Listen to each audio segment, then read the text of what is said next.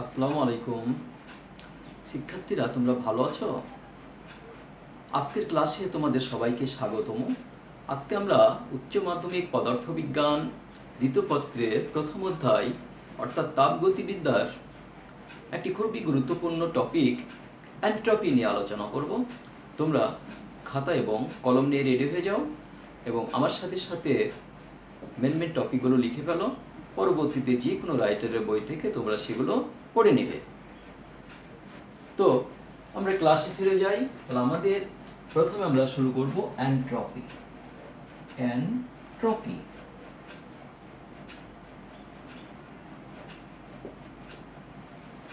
Entropy entropy হলো, আমরা জানি সমষ্ণ প্রক্রিয়া বস্তুর তাপমাত্রা স্থির থাকে। অনুরূপভাবে রুদ্ধতাপীয় প্রক্রিয়া বস্তুর কোনো একটা তাপীয় ধর্ম স্থির থাকে। তাহলে রুদ্ধতাপীয় প্রক্রিয়ার বস্তুর যে তাপীয় ধর্মটা স্থির থাকে সেটাকে বলা হচ্ছে এন্ট্রপি। অথবা কোনো সিস্টেমের তাপ রূপান্তরের অক্ষমতা, কোনো সিস্টেমের তাপ রূপান্তরের অক্ষমতাকে এন্ট্রপি বলে। আমরা জানি তাপ সবসময় কী হয়, উচ্চ তাপমাত্রা যুক্ত স্থান থেকে নিম্ন তাপমাত্রা যুক্ত স্থানের দিকে পরিবাহিত হয়। এই যে তাপ রূপান্তরের অক্ষমতা, অর্থাৎ যে কারণে কোনো উচ্চ বস্তু থেকে তাপমাত্রা বস্তু থেকে নিম্ন তাপমাত্রাযুক্ত বস্তুর দিকে তাপ রূপান্তর হতে পারে না, সেটাকে বলা হচ্ছে এন্ট্রপি। এন্ট্রপির সমীকরণটা হলো এরকম: ডিএস সমান ডিকিউ ভাগ টি। এখানে ডিএস হলো এন্ট্রপি, ডিকিউ হলো তাপ, আর টি হলো তাপমাত্রা। আমরা এইখানে যদি তাপমাত্রাকে মোটামুটি স্থির ধরি তাহলে এটা হলো এন্ট্রপি রাশিমালা।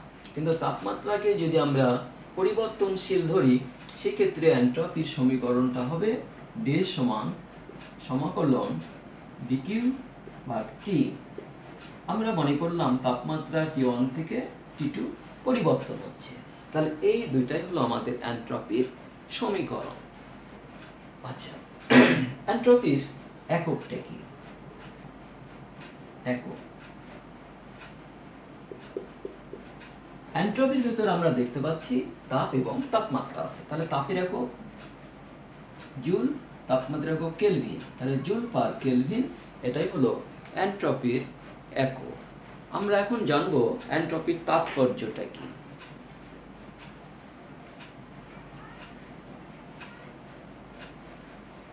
তোমরা লিখে ফেলো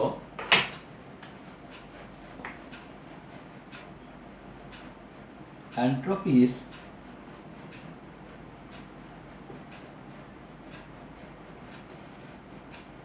তাৎপর্য। সিগনিফিকেন্ট অফ এন্ট্রপি, এন্ট্রপির তাৎপর্যটা কি?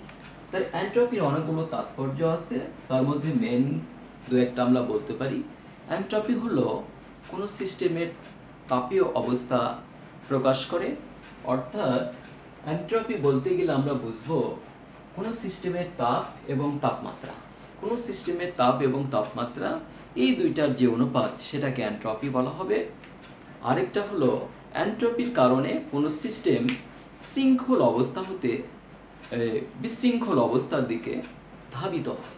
শৃঙ্খল অবস্থা হতে বিশৃঙ্খল অবস্থার দিকে ধাবিত হয়। অর্থাৎ এন্ট্রপির পরিমাণ যত বৃদ্ধি পায় কোনো সিস্টেম বিশৃঙ্খল অবস্থার দিকে ধাবিত হয়। আচ্ছা, এবার একটি গুরুত্বপূর্ণ বিষয় যে জগতের তাপীয় মৃত্যুটা কি। অর্থাৎ আমরা জানি পৃথিবীর স্বাভাবিক নিয়মেই একসময় ধ্বংস হবে, কিন্তু এখানে বলা আছে জগতের বা পৃথিবীর তাপীয় মৃত্যু। তাহলে তাপের প্রভাবে কিভাবে পৃথিবীটা ধ্বংস হবে সেটা একটু আমাদের জানার বিষয়। জগতের তাপীয় মৃত্যু তোমরা লিখে ফেলো, জগতের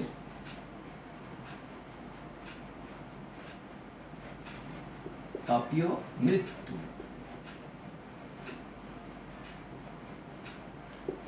জগতের তাপীয় মৃত্যু মানে পৃথিবীর তাপীয় মৃত্যু। এইটা বোঝার জন্য আমরা দুইটা সিস্টেম কল্পনা করব।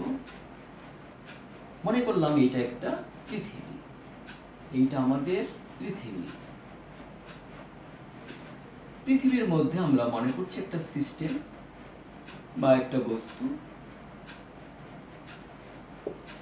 যেটা তাপমাত্রা আমরা মনে করছি যে 100°C, পৃথিবীর তাপমাত্রা 50°C কল্পনা করলাম, তাহলে স্বাভাবিকভাবে তাপ কোথায় থেকে কোথায় যাবে? স্বাভাবিকভাবে তাপ 100°C তাপমাত্রার বস্তু থেকে এই পৃথিবীতে আসবে, অর্থাৎ পৃথিবীর তাপমাত্রা 50°C, তাহলে 100 থেকে আসবে 50°C, কারণ আমরা জানি তাপ সবসময় বেশি তাপমাত্রা যুক্ত বস্তু থেকে কম তাপমাত্রা যুক্ত বস্তুর দিকে পরিবাহিত হয়, যে কি হবে একসময় দুইটা সমান তাপমাত্রা হয়ে যাবে। এখন যদি তোমরা কল্পনা করো পৃথিবীর তাপমাত্রা বাড়তে বাড়তে ধরো 80-90 প্রায় 100-র কাছাকাছি যদি চলে যায়, কি হবে? তাহলে এখানে আমরা 100-র উপর তো তাপ দিতে পারবো না। 100 যদি তাপ দিই তাহলে তাপ রূপান্তর হবে মাত্র 10 বা 20°C তাপমাত্রায় রূপান্তর হবে। তাহলে তাপ রূপান্তর আমরা যদি না করতে পারি তাহলে কি হবে? যন্ত্রের চাকা ঘুরবে না, অর্থাৎ তাপশক্তি যান্ত্রিক শক্তিতে রূপান্তর হতে পারবে না। তাপশক্তি যান্ত্রিক শক্তিতে রূপান্তর না হলে কোনো যন্ত্র কাজ করবে না। আর যন্ত্র যদি কাজ না করে তাহলে বুঝতেই পারছো আমরা কি আমাদের স্বাভাবিক যে জীবনযাপন সবকিছু জীবনযাত্রা সবকিছু যন্ত্রের উপর আমরা ডিপেন্ডেন্ট। তাহলে যন্ত্র যদি কাজ না করে তাহলে আমরা কি হব? অচল হয়ে যাব। তার মানে আমরা আস্তে আস্তে মৃত্যুর কোলে ঢলে পড়ব। এটাই আসলে হলো কি তাপীয় মৃত্যু, পৃথিবীর তাপীয় মৃত্যু। তাহলে এই যে তাপ রূপান্তরের অক্ষমতা, এটা কি বলা হচ্ছে? এনট্রপি। তাহলে দুইটা সিস্টেমের যখন তাপ রূপান্তরের অক্ষমতা যত বেশি, এনট্রপির মান তত বেশি। আর তাপ রূপান্তরের যত দুইটা বস্তুর মধ্যে তাপের পরিমাণটা পার্থক্যটা যত বেশি, এনট্রপির পরিমাণ তত কম। আর রূপান্তরের অক্ষমতা অর্থাৎ সাম্য অবস্থার কাছাকাছি তত এনট্রপির পরিমাণটা তত বেশি। এটাই হলো জগতের তাপীয় মৃত্যু।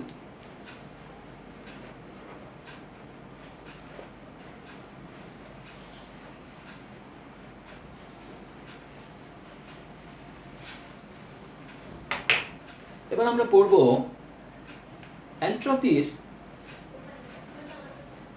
যে পরিবর্তন হয়, অর্থাৎ প্রত্যাবর্তী প্রক্রিয়া এবং অপ্রত্যাবর্তী প্রক্রিয়া আমরা গত ক্লাসে পড়েছিলাম।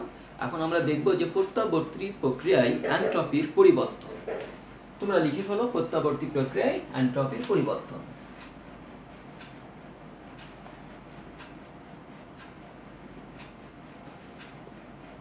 প্রত্যাবর্তী প্রক্রিয়ায়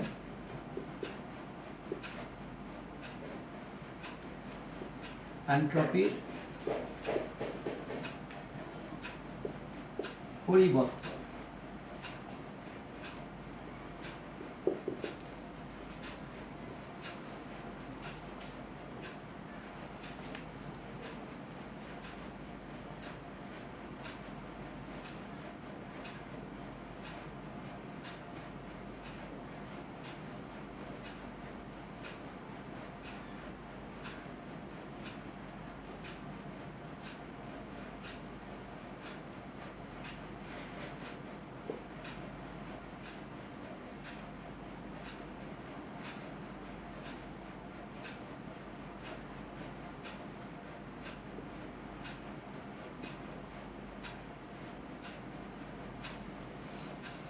আমরা এটা একটা কার্নোট চক্র লিখেছি। কার্নোট চক্রেও আমরা জানি প্রত্যাবর্তী একটি প্রক্রিয়া। কার্নোট চক্র একটি প্রত্যাবর্তী প্রক্রিয়া, অর্থাৎ কার্নোট চক্রে দুইটা সমষ্ণ পরিবর্তন ঘটে আর দুইটা রুদ্ধতাপ পরিবর্তন ঘটে। এ থেকে বি হলো সমষ্ণ প্রসারণ, বি থেকে সি হলো রুদ্ধতাপীয় প্রসারণ, সি থেকে ডি হলো সমষ্ণ সংকোচন, ডি থেকে হলো রুদ্ধতাপীয় সংকোচন। এই দুইটা সংকোচন এবং দুইটা প্রসারণের মাধ্যমে কার্নোট চক্র আবার আগের অবস্থায় ফিরে আসে। সেজন্য কার্নোট চক্র একটি প্রত্যাবর্তী প্রক্রিয়া। তাহলে কার্নোট চক্র দিয়ে আমরা সহজেই প্রত্যাবর্তী প্রক্রিয়ায় যে এনট্রপির পরিবর্তন হয় অথবা স্থির থাকে সেটা ব্যাখ্যা করতে পারি। তাহলে আমরা এ থেকে বি, যখন তাপ এ অবস্থানে ছিল কোনো সিস্টেম, এ থেকে বিতে আসলো, মনে করো তাপ উৎস থেকে T1 তাপমাত্রা তাপ উৎস থেকে Q1 তাপ গ্রহণ করলো সিস্টেম। আচ্ছা, সেই ক্ষেত্রে এনট্রপির পরিবর্তন কত হবে? এ থেকে বিতে এনট্রপির পরিবর্তন, এ থেকে বিতে এনট্রপির পরিবর্তন আমরা পাবো Q1/T1। আর সি থেকে ডি সেটা কি? সমষ্ণ সংকোচন। সেই ক্ষেত্রে সিডির ক্ষেত্রে আমরা এন্ট্রপির পরিবর্তন পাবো Q2 ভাগ T2। আমরা জানি রুদ্ধতাপীয় প্রক্রিয়ায় তাপের আদান প্রদান হয় না। রুদ্ধতাপীয় প্রক্রিয়ায় তাপের আদান প্রদান হয় না, অর্থাৎ বি থেকে সি আর ডি থেকে এ। বি থেকে সি হলো রুদ্ধতাপীয় প্রসারণ আর ডি থেকে এ হলো রুদ্ধতাপীয় সংকোচন। এই ক্ষেত্রে তাপের কোনো আদান প্রদান হয় না, এই ক্ষেত্রে এন্ট্রপির পরিবর্তন শূন্য।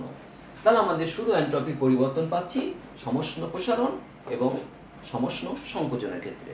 তাহলে সমগ্র সিস্টেমে এন্ট্রপির মোট পরিবর্তন সেটা আমরা যদি লিখি তাহলে আমরা লিখতে পারবো এন্ট্রপির পরিবর্তন S সমান Q1 ভাগ T1 মাইনাস Q2 ভাগ T2। এখন প্রত্যাবর্তী প্রক্রিয়ার ক্ষেত্রে Q1 ভাগ T1 সমান সমান Q2 ভাগ T2। এটা আমরা জানি যে প্রত্যাবর্তী প্রক্রিয়ার ক্ষেত্রে যে পরিমাণ তাপ গ্রহণ করলো আর বর্জন করলো এটা সমান। সেই ক্ষেত্রে এন্ট্রপির পরিবর্তনটা তাহলে আমরা এখান থেকে লিখতে পারবো এন্ট্রপির পরিবর্তন এস এর মান হলো এই দুইটা যেহেতু সমান শূন্য, এন্ট্রপির পরিবর্তন হবে শূন্য। অর্থাৎ আমরা দেখতে পাচ্ছি প্রত্যাবর্তী প্রক্রিয়ায় কোনো সিস্টেমের বা ব্যবস্থার এন্ট্রপির পরিবর্তন শূন্য মানে স্থির থাকে, অর্থাৎ প্রত্যাবর্তী প্রক্রিয়ায় কোনো ব্যবস্থার এন্ট্রপি স্থির থাকে।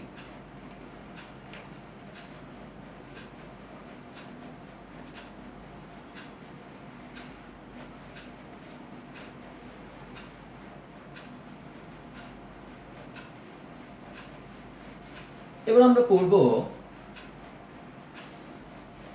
অপ্রত্যাবর্তী প্রক্রিয়ায় এন্ট্রপির পরিবর্তন। অপ্রত্যাবর্তী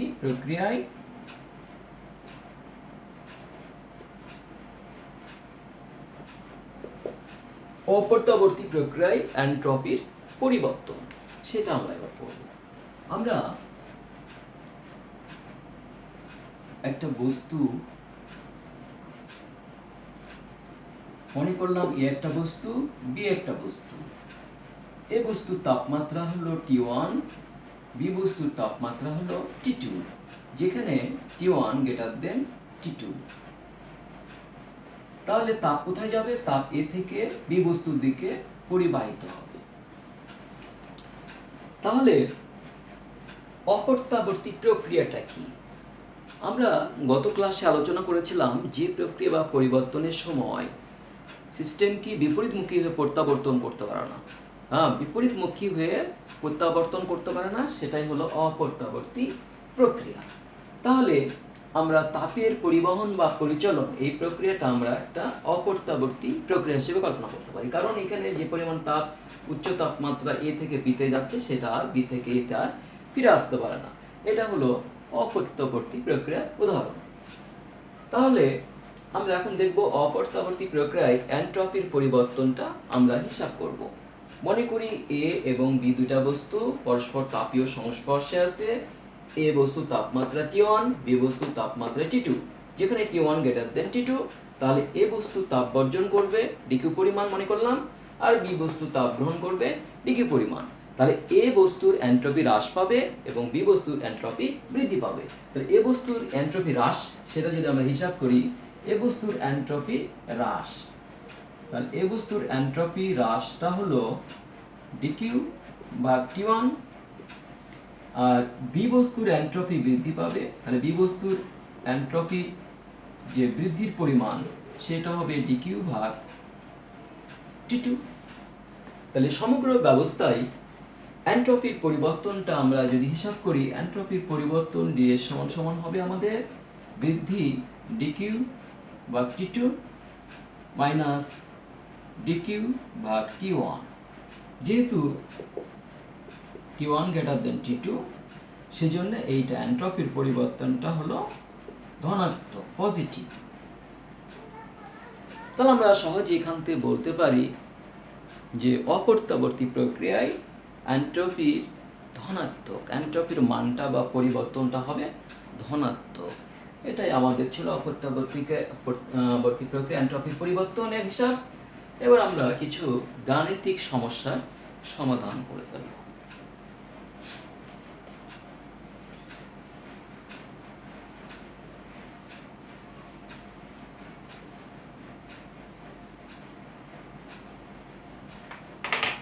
গাণিতিক সমস্যা 1। তোমরা আমার সাথে সাথে গাণিতিক সমস্যাগুলো লিখে ফেলো, তাহলে অনুরূপ অনেক গাণিতিক সমস্যা তোমরা সমাধান করতে পারবা। আমরা মনে করি যে 100 ডিগ্রি সেলসিয়াস তাপমাত্রার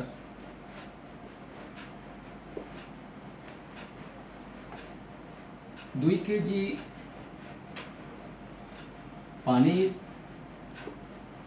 তাপমাত্রা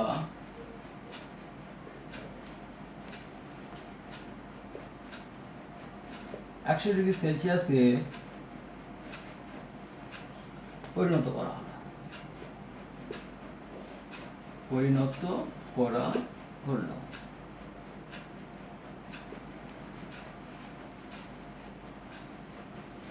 এনট্রপির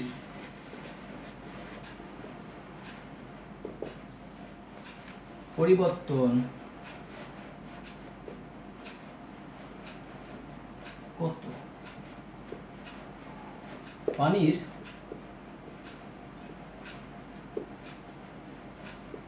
বাষ্পীভবনের আপেক্ষিক সুপ্ত তাপ 2.26 into 10⁶ জুল পার কেজি। এরকম যদি কোনো গাণিতিক সমস্যার সমাধান করতে থাকে তাহলে সহজেই আমরা তার সমাধান করতে পারি। তাহলে এখানে আমাদের দেখার বিষয়, পানির ভর হলো 2 কেজি, তাপমাত্রা কিন্তু 100 ডিগ্রি থেকে 100 ডিগ্রিতে আসছে। তার মানে বুঝতে হবে পানি 100 ডিগ্রির পানি, তাপমাত্রার পানি 100 ডিগ্রি তাপমাত্রার বাষ্পে পরিণত হয়েছে। সেক্ষেত্রে আমাদের পানির বাষ্পীভবনের আপেক্ষিক সুপ্ত তাপের মানটা ব্যবহার করতে হবে। তাহলে এনট্রপির পরিবর্তন যখন বের করতে বলছে, তখন আমরা জানি এনট্রপির পরিবর্তন ডিএস সমান ডিকিউ ভাগ টি। আচ্ছা, এটা 1 নাম্বার। এখন এইখানে ডিকিউ হলো গৃহীত তাপ। কোনো বস্তু কর্তৃক গৃহীত তাপ ডিকিউ সমান আমরা জানি এমএস ডিটি বা ডি থিটা। যখন তাপমাত্রার রেঞ্জটা একই থাকবে তখন আমাদের বুঝতে হবে তাপমাত্রা পরিবর্তন হয়নি, তার মানে এখানে সুপ্ত তাপের বিষয় যখন, সেটা বরফ গলনের আপেক্ষিক সুপ্ত তাপ হতে পারে, পানির বাষ্পীভবনের আপেক্ষিক সুপ্ত তাপ হতে পারে। তাহলে আমাদের এখানে পানির বাষ্পীভবনের আপেক্ষিক সুপ্ত তাপ, সেটাকে লেখা যায় specific Latin heat of vaporisation, সেজন্য এলভি দেওয়া হয়, এমএলভি। তাহলে এখানে আমরা মানটা বের করে নিতে পারি। এম এর মান আমাদের হলো 2 কেজি, এলবি হলো 2.26 into 10⁶। এইটা আমরা ডিকিউ এর মান পেলাম। তাহলে 1 নম্বর হতে আমরা পাবো, 1 নম্বর হতে ডিএস সমান আমরা পাচ্ছি ডিকিউ এর মান হলো 2 into 2.26 into 10⁶, আর হলো তাপমাত্রা 100 ডিগ্রি সেলসিয়াস, তার মানে টি এর মান হলো 100 ডিগ্রি সেলসিয়াস, কেলভিনে রূপান্তর করলে 373 কেলভিন। তাহলে এখানে 373 দিয়ে আমরা যদি ভাগ করি তাহলে যেটা পাবো সেটাই হবে আমাদের এত জুল পার এনট্রপির পরিবর্তন, জুল পার কেলভিন। এটাই আমাদের এনট্রপির পরিবর্তন। আশা করি তোমরা সহজেই গাণিতিক সমাধানটা বুঝতে পারছো এবং এরকম অনেক গাণিতিক সমস্যা সমাধান করতে পারবা। আমরা আরেকটা গাণিতিক সমস্যা সমাধান করব।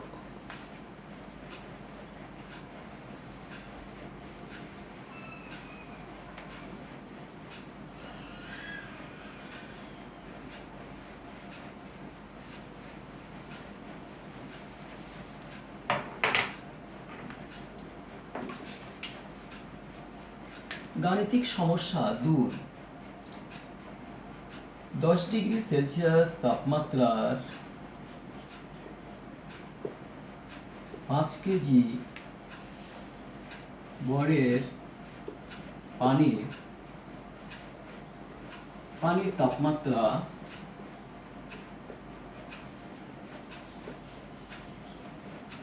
100 ডিগ্রি সেলসিয়াসে পরিণত করা হলো। এনট্রপির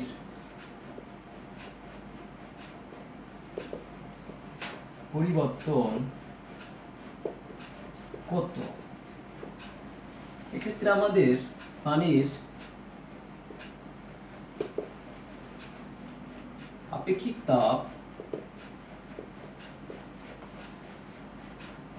4200 joule per KG per Kelvin, এটা দেওয়া থাকবে। তাহলে আমরা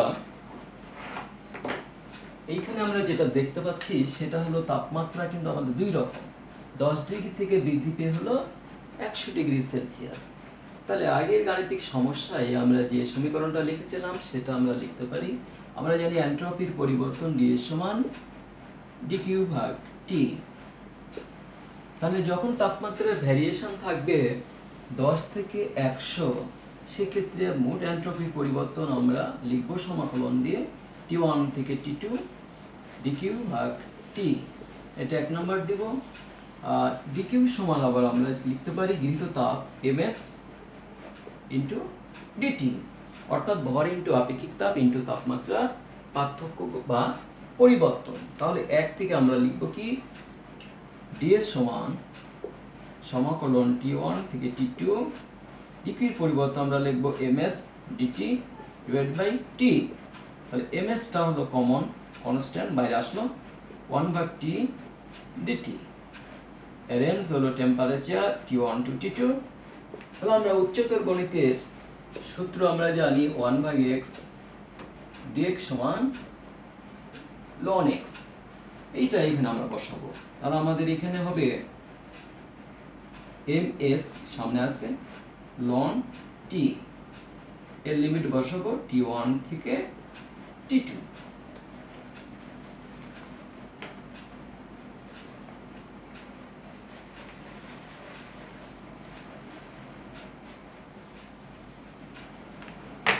তাহলে এনট্রপির পরিবর্তন আমরা পাবো ডিএস সমান ms ln এই T2 ভাগ T1। আচ্ছা, আমাদের এখানে T1 এর মান হলো 10 ডিগ্রি সেলসিয়াস, তাহলে কেলভিনে করলে 283 কেলভিন। T2 এর মান হলো 100 ডিগ্রি সেলসিয়াস, মানে 373 কেলভিন।